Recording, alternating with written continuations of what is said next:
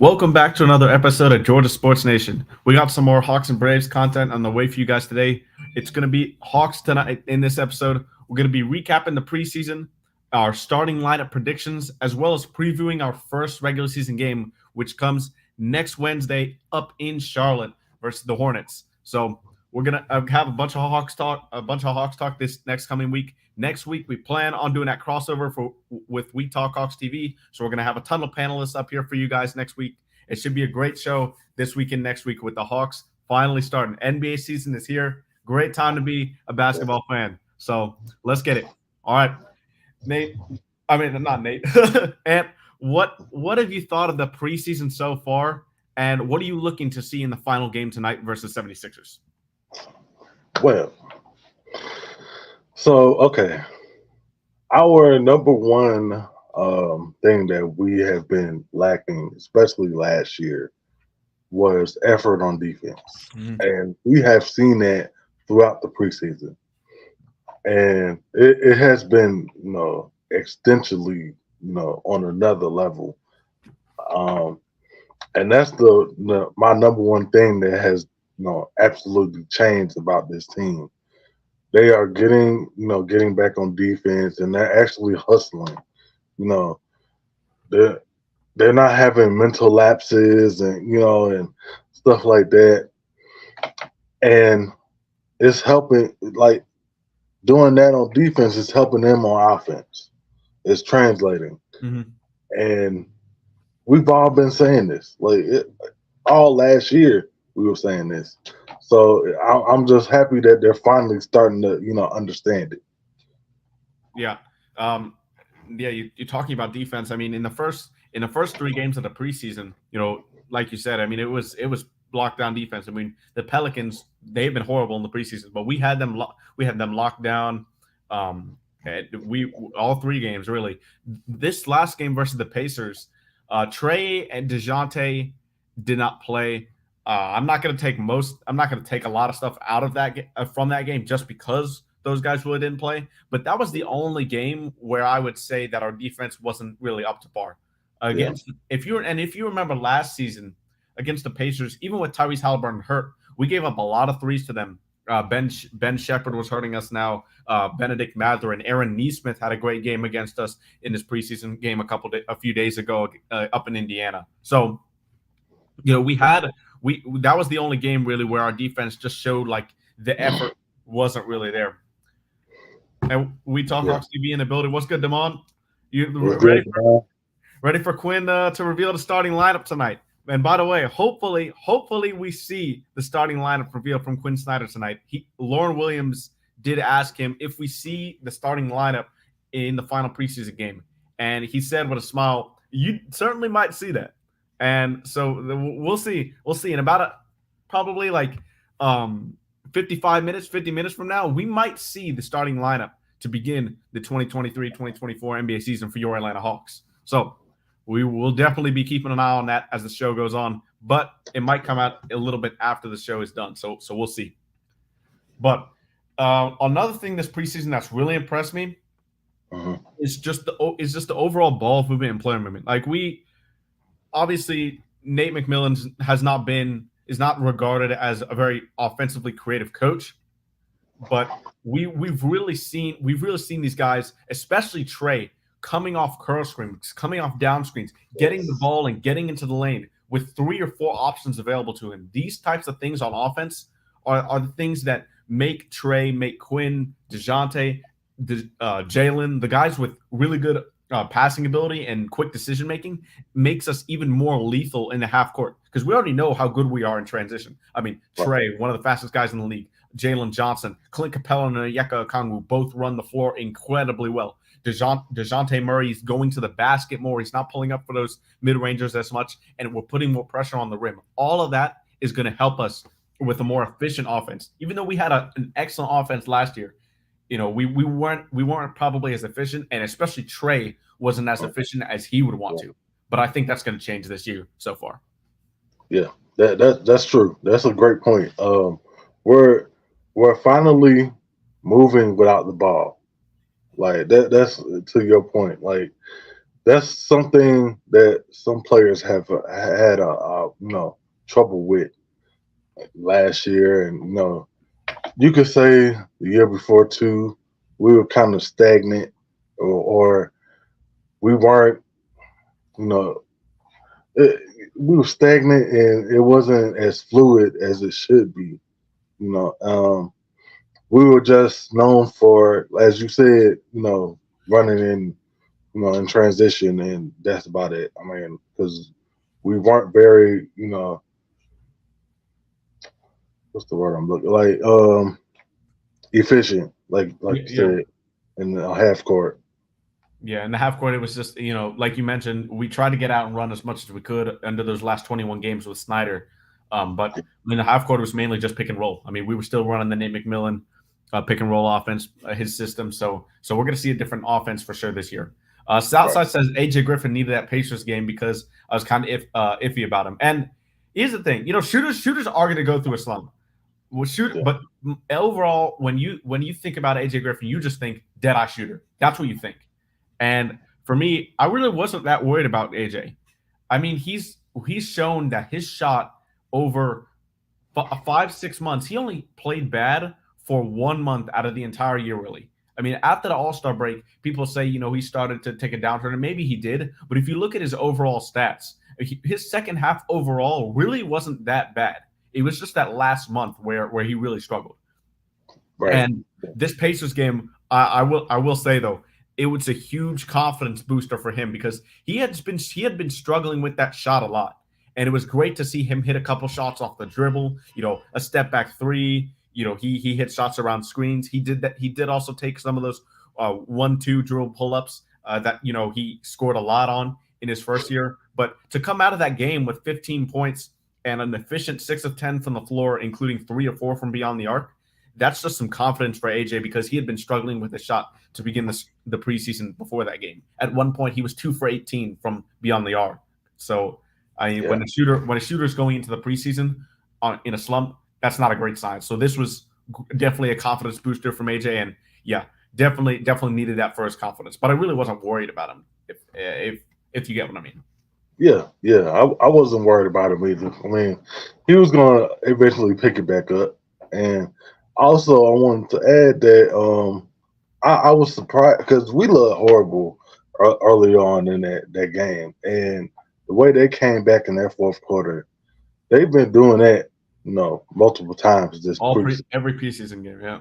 So last year we tried to come back, but you could tell, when they get down, they get down. Like their energy was, but it's not showing this year.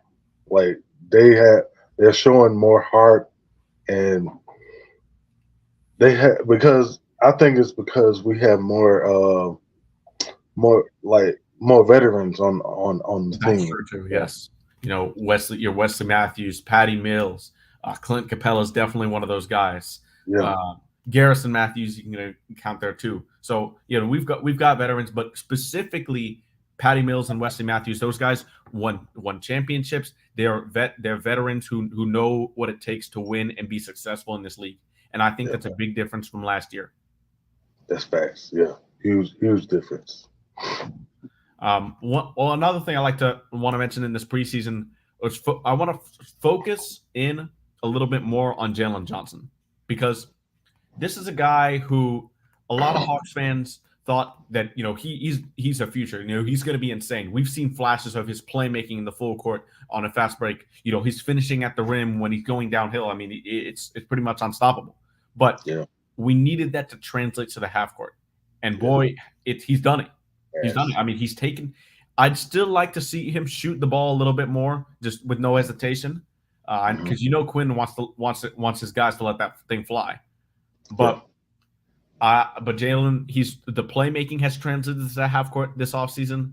The decision making, the basketball IQ of this guy at such a young age is something special, and I think that he's going to be the type of player, or close to it, that a lot of people think. Is he going to start? Is he going to come off the bench? We don't know, but we're definitely going to talk about starting lineups within the next few minutes here because that's something that I think is still up in the air for most Hawks fans. Yeah, that's true. I mean, his passing ability is, I mean, it's something else. It's out of this world, man. Like his vision, how he can see through defenders down, down the court, and the passes that he can make is something else. I mean, and it's just like you said. I want to see him, take more shots. Trust yourself. Trust your shot, because if you don't trust yourself, and if the defender doesn't honor that you can shoot, they're going to leave you open. Yeah, that's what they did in Boston, in the Boston series last year. I mean, Jalen, when we weren't on the break, he really wasn't useful in the half court. Yeah, but that's where he's made a change in his game this offseason, and it's been huge. It's huge for us. Yeah. It can't be understated, I think, in my opinion, because since it's been Clint Capella and Onyeka Okongwu, or sorry, not Clint Capella and John Collins. Obviously, John will be here this year, but since it's been that front court, we haven't had guys in the front court that can play make, that can get to a spot or execute a pass like Jalen has. And then Onyeka Okongwu, guys that can switch 1 through 5. I don't know. Obviously it's not the best matchup for him against the guard, but we've seen him do better than your Clint Capellas, your John Collins of the world, those guys. So when you have a front court that we can potentially have with Jalen and Onyeka, and that versatility just gives us so many more options on both ends of the floor. Yeah, it does. It does. He's so gifted. And once he fully develops into what he can be, he is going to be a scary basketball player for this team. Yeah, and that for me, it's just that shot. If he can turn into an above average 3-point shooter, I mean, for now, he just has to make the defense honest. But if he can ever throughout his career become an above average 3-point shooter, I think we're looking at a potential all-star on our hands. If he can do that. I mean, obviously, that may be some years away, but hopefully, blow me away, Jalen. Let's make the all-star team this year. But yeah, man, I'm looking forward to the season just because there seems to be a lot of confidence nationally about this team too. And I was shocked because normally you'll see the Kevin O'Connors of the world, the Bill Simmons of the world, all these guys will be down on the Hawks, right? So there's definitely going to be some guys that are still down on the Hawks. But Bill Simmons, man, this week, or was it this week or last week? I can't remember, but he thinks the Hawks are going to be a top 5 seed. He's the versatility in the front court. He said the Trae, DeJounte, what Jalen's been doing so far. I mean, this guy is just, I think, maybe turning a corner. Maybe he thinks the Hawks are going to do something. So, hey, Bill Simmons, now and then you show a little bit of support to the Hawks organization. So if the Hawks are doing something right, if they can get Bill Simmons on their side. Yeah. Hey, we'll take it. We'll take we'll take it. If you think that we're going to be a top 5 seed, hey, we're not going to deny that. But anything is possible in sports. Yep. And we'll obviously go over both of our expectations overall in the season a bit later in the show. But let's get to some starting lineup predictions, because like I said before, we might see that in less than an hour from now. So what is your starting 5 prediction on the floor versus the Hornets on Wednesday? Okay, so no sirens outside. Okay, we're gonna go. This is the obvious: Trae, DeJounte.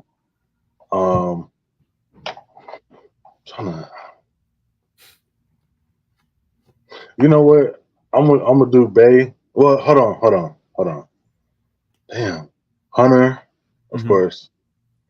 So and Trae, then DJ Hunter. The 4 is tough. The 4 and 5 are really tough. because that, you pair them up well. that's tough, man. Like it's gonna be hard to break up Onyeka and JJ. There it is. There it is. That's the problem. There it is. So, yeah, go ahead. uh, you know what? Okay, I'm gonna just do this. Trae, DeJounte, Dre, and then this might, might ruffle a lot of. Yeah, exactly. What Southside said: Bay and Capella, and then have Onyeka. Jalen off the bench. Yeah. And post your starting five in the chat as well, guys. If any of y'all will react to it, give our thoughts on it. Yeah, please.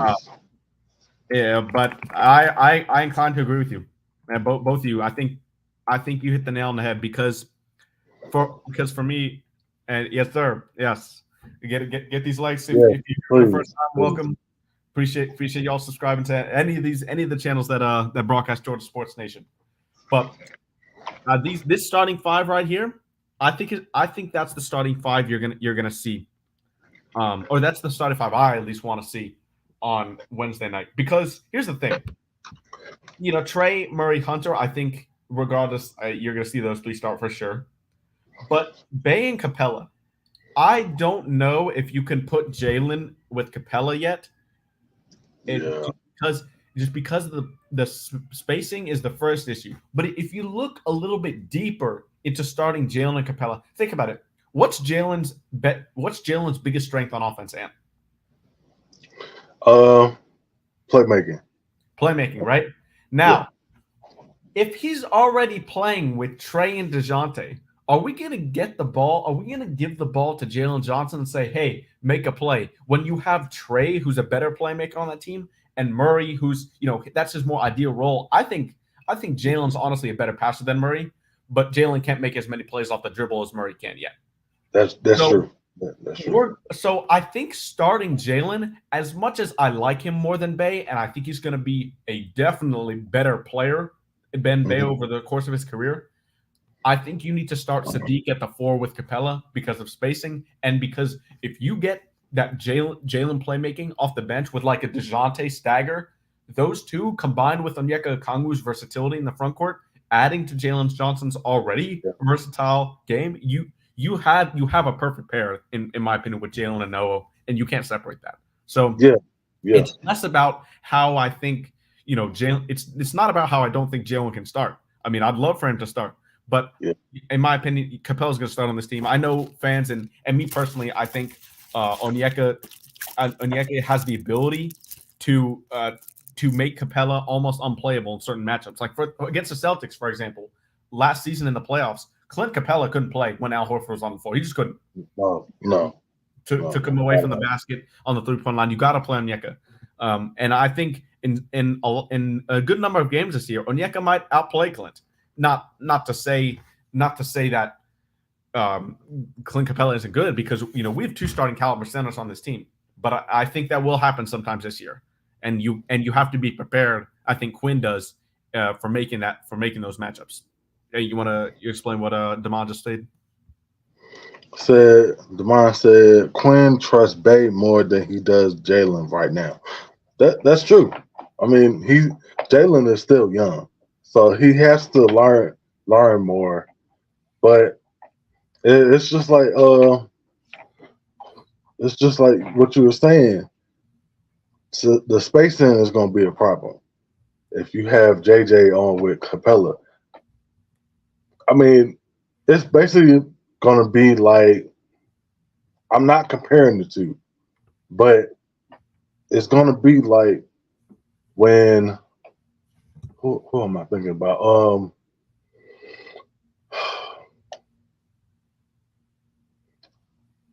Before he, I'm trying to think of the player's name that we just before we traded away John Collins, and he didn't have his shot. That was the problem. Oh yeah. Like it's the same. It was the same issue, and it was spacing, and they could just clog the paint, and it messes up everything. Yeah, I can see that. That could be a problem. But if you have him coming off the bench with double O, and then also you have two veterans on the bench with him. Anything is possible. yeah. I'm not sure if I'd say Quinn trusts Bay more than he does Dalen. I mean, I haven't seen. What have you seen that We Talk Hawks that makes you say that? Like for me, I don't think it's a matter of trust, but I just think it's more of a matter of fit. I mean, they're putting the ball in Jalen's hands. I don't think it's that he doesn't trust him, but I just think that the fit is better with Bay. And here's the thing. I think Jalen has a chance to start. He really does. I don't think that should be the case, but there's a chance we see it because of just how much Quinn has put the ball in Jalen's hands, and the fact that he can grab a rebound and just get out and run. And we know our best offense is our best defense when we grab that defensive rebound and run as fast as we can. So there's a chance he can start. I want to see Bay, but I wonder if we see Jalen. That's the only thing. Yeah, for sure. Southside Bay and Capella is a strong front court. Bay's actually been Sadiq's actually been a really strong player since he got into the league. But yeah, this year, I mean, you can tell he definitely had some games in the weight room during the offseason for sure. He done got cut this offseason. That's a fact. The way he was finishing in the lane against Evan Mobley in the first preseason game, when I went to that game, that really shocked me. I mean, when he drove into him and it was able to finish 3 really tough layups in that first quarter, that was definitely going to be. I knew Sadiq had transformed his game. One thing about Sadiq that he does better than a lot of guys on this roster is with him being such a strong 3-point threat, he knows how to attack a reckless closeout. Mm-hmm.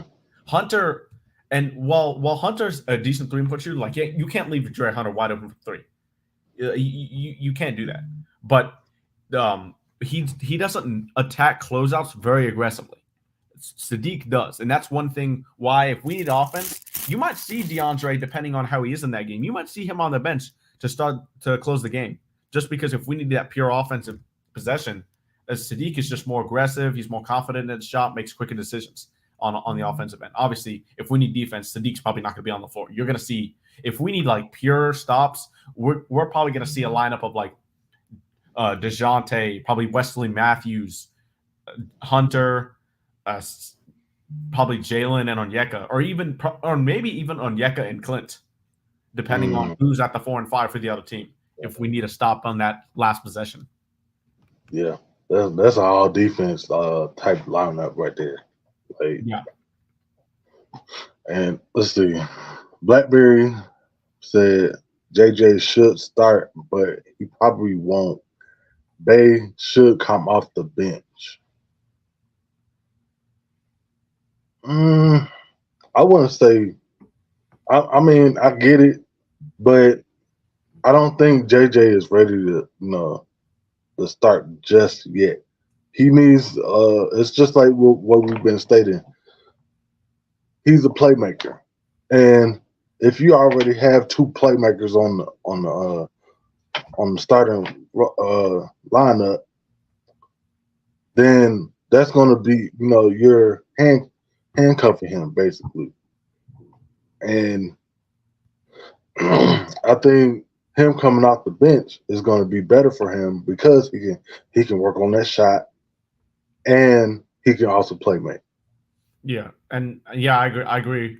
I think the reason he has to come off the bench too is it's not just because of skill. It's nothing to do with that. It's just a fit with everybody around him. I mean, you see the Kongwu shooting 3 threes both preseason games that he's played full minutes.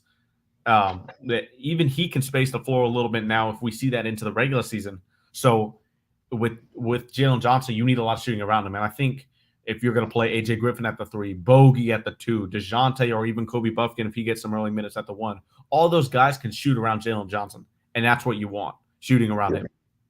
Yeah. I think he's just in a better position to succeed off the bench. Now, the minute split between Johnson and Bey, I think, will be a big thing to watch because it's not necessarily who's better, but who's playing better that night and who is a better matchup for the opposition is definitely going to change from night to night, depending on who they match up at the 4. Because, in my opinion, Sadiq's best position is the 4. He might be a little small, but I think he's too slow to guard a lot of threes. But he's also not that tall to guard 4s. Jalen, on the other hand, he can defend 3s and 4s, but he's more of I think he's more of a 4 on offense, especially with still his shooting not there yet as at its full potential. Sorry. So right. Yeah, I do think we ultimately will see Bey in the starting lineup and JJ off the bench. Yeah, I think so too. I mean, now we haven't really focused on this guy much this preseason because we kind of know who he is already. He's been on the Hawks for a decent amount now. But Bogdan Bogdanović. Oh yeah. This guy has a chance to be a 6th man of the year candidate. And what he's gonna do off the bench, he should, in theory, I mean, you've got DeJounte and Trae, but he should be that secondary playmaker if they won't completely stagger DeJounte. And we've seen Bogey when he comes from the offseason healthy, and he's already had a chance to test those legs in FIBA, finishing silver place with a silver medal with Serbia, and now going into the season fully healthy after he hasn't had that opportunity in 2 years. Bogey might tear it up to start the season, and I'm excited to see him play again. I mean, I could watch Bogey play basketball for hours. I mean, he's probably my like a top 2 favorite Hawk for me right now. I just love watching him play. Yeah, I mean, he's so smart, and then his shot, man, it's so it's pure, and even if you don't think it's gonna go in, dagger right in the face. It's something special about how he operates on the court. Nobody can speed him up. He always operates at his pace. That's one thing I like about him. Exactly. Blackberry says he's a good enough shooter for the. He's talking about Jalen. He's a good enough shooter for the 4, but you don't need his shooting. You need his defense and athleticism. Bey not a 4 on both ends of the floor. And then he also added JJ is better at running the floor and getting boards. I think it's a no-brainer. But for me, yeah, JJ is a way better defender than Sadiq Bey. I mean, Sadiq for me is still pretty rough defensively on both ends of the floor. But I don't think, defense is important for us. But I think JJ, like I said, I just don't think. I just think it gets a little bit clogged as far as playmaking goes and as far as what you need on the floor when he starts.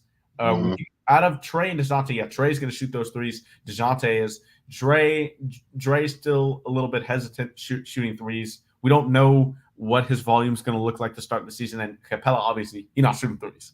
So I think you need Sadiq at that front court position. When you have a front court of Dre, Bey, and Capella, you have a guy that's not afraid to just let it fly. And you have a good rebounder in Capella with Sadiq. And Sadiq's a great offensive rebounder. Yes. He really hustles, gets those boards. And when you have Jalen and Onyeka together, that rebounding and that height kind of takes it a little bit away from when you have Sadiq and Okongwu together. Because if you had them both together on the bench, Sadiq and Okongwu, that's a lot of size you're giving up. Sadiq, I think you can say he's a 3. Offensively, I would say he's more of a 3, but defensively, I think he's a 4. And it's really positionless basketball with what we're doing this year as far as the system with the offense and defense, honestly, because we might switch a lot of pick and rolls if we have Jalen on Okongwu out there. But I just think while JJ is better at running the floor and getting boards, I don't think you need him with Capella for that reason. I think you need him with Okongwu, who struggles a little bit more in that department than Capella. Yeah, I agree. Look, That's why earlier I brought up the example of John Collins before he got his shot. That's how I think of him and Capella, because just like Southside said, the spacing, that's gonna be an issue because he doesn't trust his shot. And when you don't trust your shot, the defender, he's gonna back off of you. And what does that do? That clogs the lane. So now Trae can't drive into the lane and kick or do that floater. DeJounte can't get into the lane. So I don't. We have to take that into account as well. Yeah. Okay. Here, I'll put the link. I'll put the link in the chat if Blackberry or anybody else wants to come up and join. All right. But yeah, so if you want to come up to join, click that link and we can talk some Hawks basketball. But I don't. Here's the thing. Oh, I did want to talk about Southside's comment here about second unit projections because I project mine to be a little bit different. I think you will have the stagger between Trae and Murray, so I do agree with that. But at the 2, you'll have Bogey. At the 3, I think you'll see a lot of AJ Griffin this year. I think you'll see him playing the 3. You'll also see Wesley Matthews playing the 3 as well, depending on who they have on the floor. Obviously, Wesley's the better defensive option. AJ is a little bit more versatile on offense with his shot creating, and honestly, with the way he shot last year, I mean, if we can get that at the 3, that's awesome. So I think it'll be AJ, combination of AJ and Wesley. AJ most nights. So you got Trae or Murray, whoever staggering. Bogey at the 2, AJ at the 3, and then you got JJ and OO. So I have a little bit different than Southside. What's your second unit prediction? That's a deadly lineup right there. Yeah. We have a really deep team. We have a really deep bench. I mean, the unit I just described is probably a top 5 bench unit in the league. Oh yeah, without a doubt. Yeah. So what's your bench lineup? If we're not going to do hockey subs, probably. I mean, I don't think Quinn Snyder would do that. But what do you think would be a hypothetical second option lineup or bench lineup? Please. You know what? I'll agree with you. I think because you can't deny Bogey's playmaking ability at that too, and you got to have a point guard as well. But AJ, JJ, and Double O, that's scary to have that as your second. Wait a minute, JJ not starting?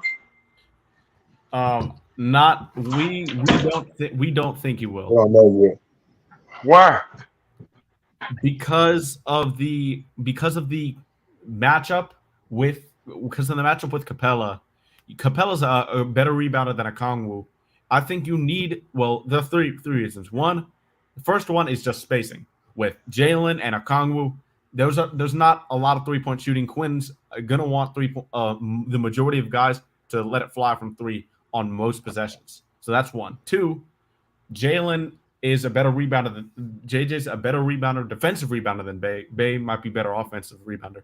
But on the defensive side, you can put Jalen with Onyeka and kind of cover up a little bit of the deficiencies that Onyeka has compared to Clint on the defensive side of the boards. And then third, now I think it's the biggest reason, honestly, and agreed with me in the beginning of the show. When you have Jalen on the floor with Trae and DeJounte, Jalen's best aspect on offense is passing, playmaking. And when you have him with Trae and DeJounte on there, I don't think we're going to give the ball to JJ and say, hey, go make a play, because Trae obviously is a better playmaker than JJ, and DeJounte off the dribble is still a better playmaker than JJ. So I think when you add Jalen to that second unit with Bogey, with either Trae or DeJounte, I think that extra boost in playmaking is more valuable off the bench than in that starting lineup. And that's not a knock on JJ at all. None of this is a knock on JJ. He's a better player than Saddiq Bey. I think he is. Just in general, a better player. But because of the way he plays with Onyeka, because of the just personnel around him, I think he matches up better coming off the bench. What are y'all's thoughts on that? Yeah. Well, I thought we were playing positionless basketball, and if so, I mean, wouldn't you want to have as many playmakers as possible, if that makes sense? I don't know. I mean, but I know what you're saying. I see what you're saying, like positionless basketball and everything. But Saddiq, in my opinion, would have a clear, defined role with the starting unit. With the second unit, you got DeJounte. Don't get me wrong. I'm not speaking against Saddiq Bey, but we're gonna be hella small and against a lot of teams. Well, if we start Bey and Capella, that's why I don't think you can start JJ either, because in the second unit you'd have a Bey and a Kongwu front court, which is smaller than a Capella Bey front court. You don't think Matthews is gonna be in that second unit? Garrison Matthews, I don't think he's gonna get routine minutes, no. Unless Saddiq's really having trouble. This the two things that I think about when I think about Bey starting a JJ start. With what you just said about Bey having a defined role in the starting offense, I think it's a limited defined role. As opposed to JJ, there are no limitations to what you can do on the offensive side of the ball or the defensive side of the ball. Then I look at what our biggest issue was last season, and that was perimeter defense on the defensive side of the ball. It was perimeter defense. JJ's going to give you better perimeter defense. He's going to give you more length. He's going to give you more athleticism on that end of the floor. And then when it comes to the offensive end, you don't need to be worried about it being clogged or anything like that, or having too many playmakers on the floor. You want more playmakers on the floor. He doesn't have to have the ball in his hand in order for him to be effective on actions and all that. We know this offense gonna move around a lot more under under Quinn Snyder. You did the same thing now, OG. I ain't the only one that did it. But you gonna have the same you know that this offense gonna move around a lot. It's not gonna be a lot of stagnant offensive play. So when you got a slasher like JJ, who's capable of putting the ball on the floor, he's a good passer, and he has shooting ability in the mid-range. He got a pretty he can shoot it from the three. We know his slashing ability and his ability to attack the basket. When you got playmakers like DeJounte and especially Trae, who can pass that thing from anywhere on the floor, you want slashers that can move on the floor. You want a JJ who can run that flow like a demon. So when you got JJ and he can give you he can give you explosive offense, and he can give you better defense on the defensive side of the floor, I think it's just a no-brainer. I don't know how you start Bey over JJ. The only thing I would say is the experience factor, maybe, but it's a no-brainer for me. I don't think it's gonna happen. I do think Bey is going to get the start to start the season, but I don't think he should. Okay. OG, what about you?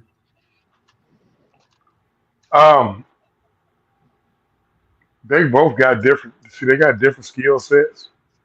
There's certain shit Bey better than JJ at, and vice versa. Mm-hmm. But being that, I'm gonna say this nicely, it would probably help defensively more if JJ was there. Oh, other than Saddiq. Of course it would. Yeah, we all agree on that. Yeah, nobody's refuting that.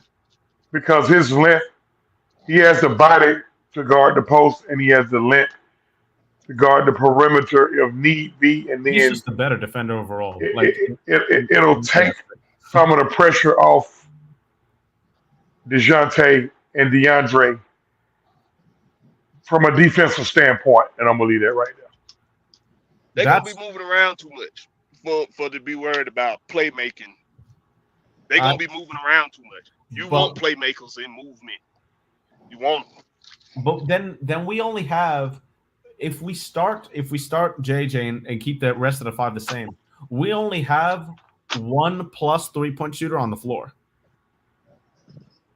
One guy who's just willing to let it fly, and that's Trae. And he's going to have the ball the majority of the time.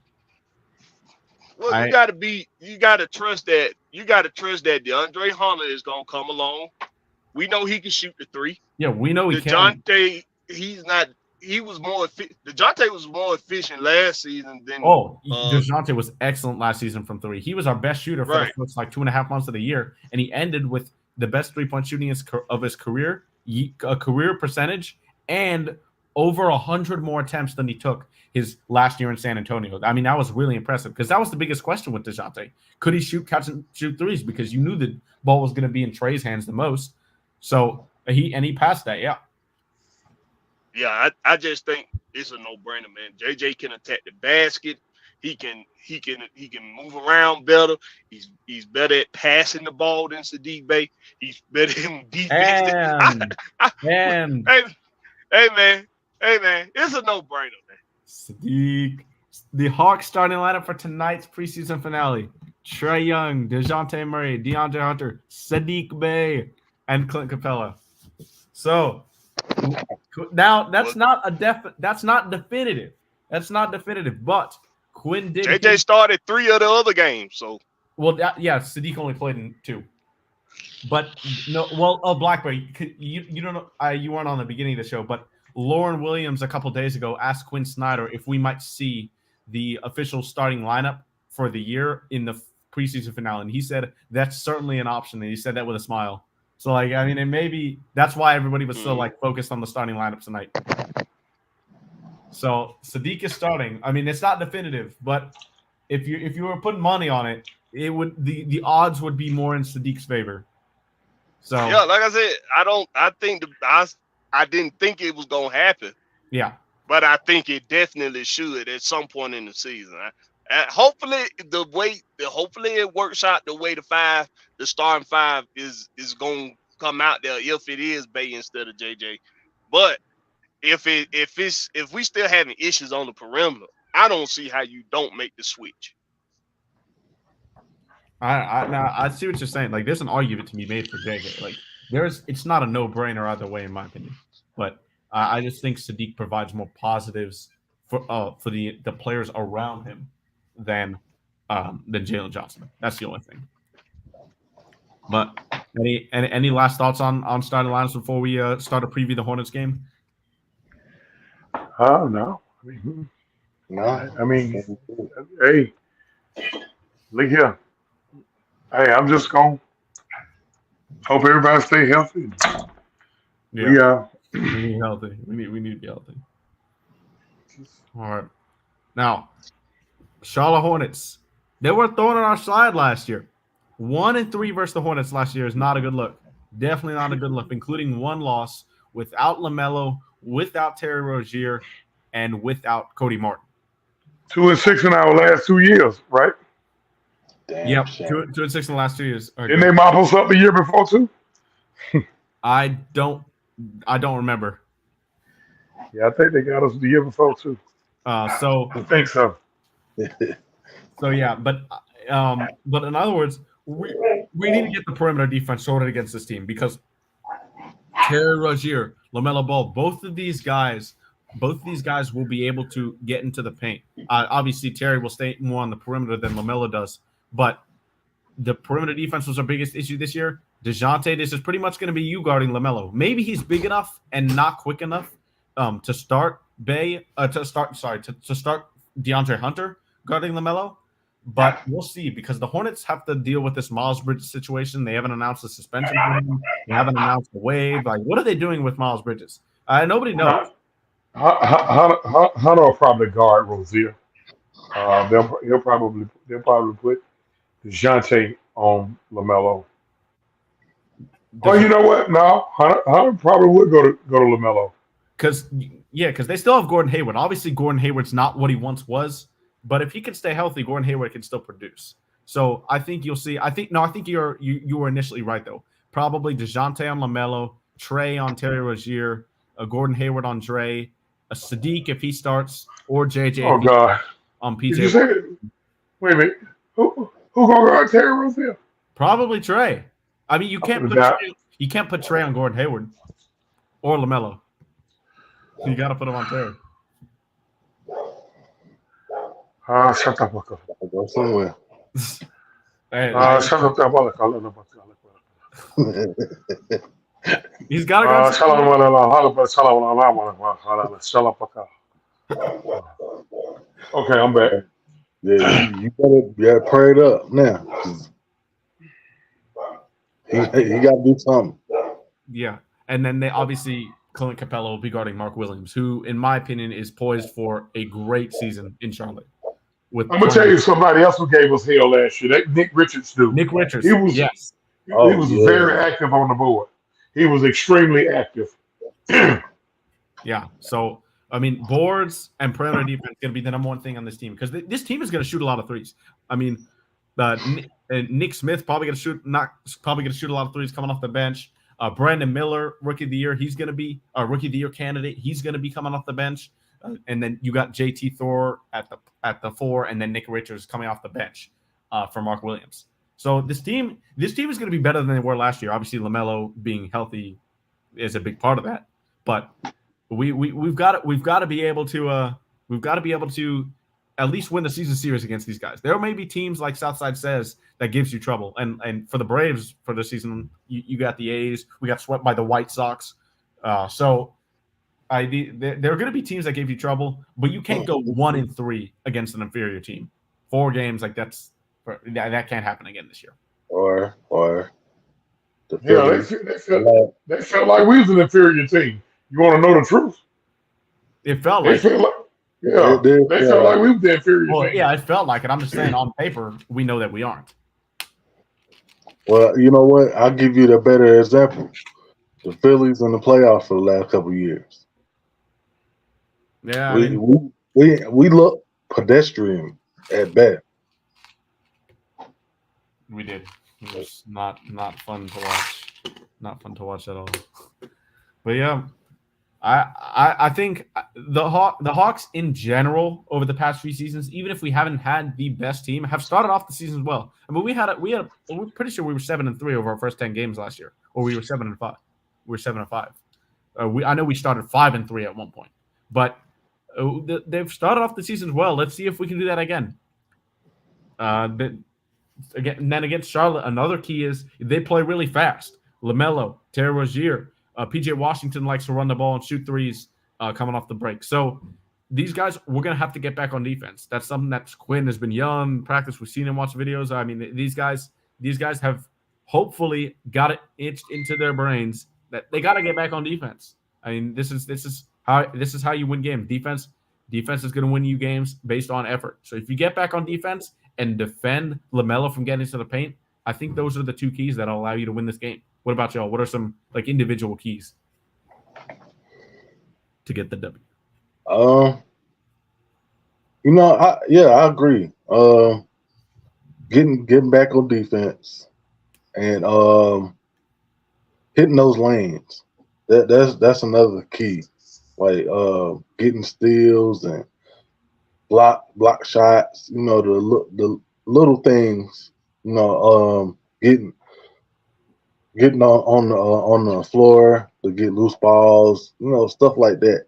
The little things that, you know, don't appear on the stat sheet, but it affects the whole game.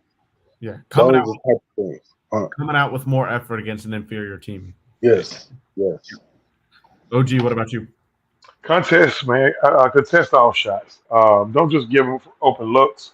Contest. Stay in front of your man. Don't over gamble. If you know you can't guard a parked car or 500, don't over gamble. Just stay with your man. Yep. short and sweet and to the point. Yeah. The truth. All right. So we're gonna end the show right here, giving some predictions. So we're gonna start with overall record predictions. We're gonna do this. I said we're gonna do this. I said we're gonna do it. No, Mikey. No, I'm not doing it. Yes, you can do it.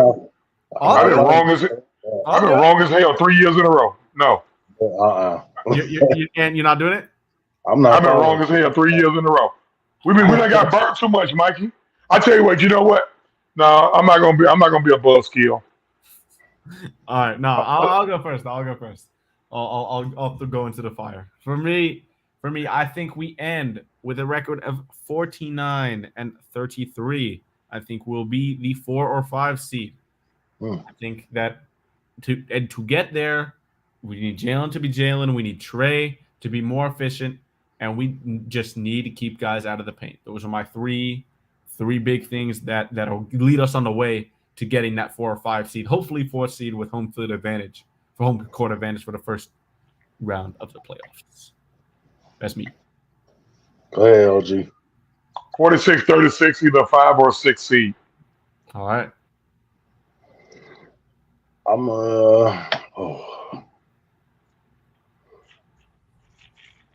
I hate doing this, but I'm gonna go on the limb. I'm gonna say 50-32. I like it. Boom. I like it. I was gonna go 50. I like it, man. I think this is. You let Mikey dick you into that bullshit. You let Mikey dick you into that. The thing though, and you know Mikey gonna write it down. Why would I write it down? I don't care. Why would I write it down? You know Mikey gonna remind you. Why would I write it down? If he don't remind me, I know you know what? Anthony, we're not gonna do this today, okay? We're not gonna do this today. But Anthony's been misbehaving a lot lately, Mikey. I thought we were gonna keep that private, sir. Okay. Please. All right. Okay. But here's something that's looking more like organizational as a whole. Something that's been better this year so far that we really haven't had going into the season the past 2 years. That's been organizational chemistry. The front office, the coaching, the players. These last 2 years, we really haven't had any chemistry going. All these things with Nick Ressler, Tony Ressler. What happened with Nate McMillan and Trae? We haven't seen or heard anything like that this summer. Nothing. So that's something that I hope can carry on to the court.